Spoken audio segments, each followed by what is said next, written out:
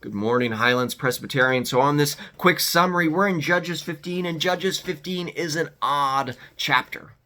It's one in which we see what happens with the cycle of violence escalates and it grows out of this small rejection. And then suddenly Samson, he's putting a torch between the tails of foxes and sending them into the Philistine fields. He's taking the jawbone of a dead donkey and killing the Philistines, and we see the way violence begets violence.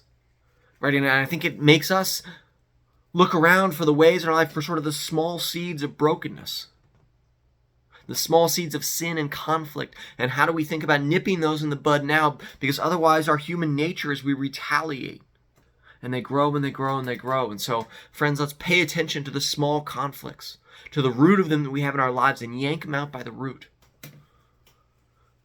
The other thing in this chapter is just the creativity that we see in the way that God is at work.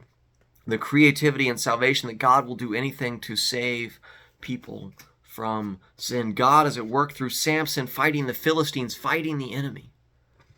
But the Israelites, they bind Samson with rope and they hand him over to the enemy. And it points forward, right? It points forward to when Jesus Christ will be bound to the cross by love.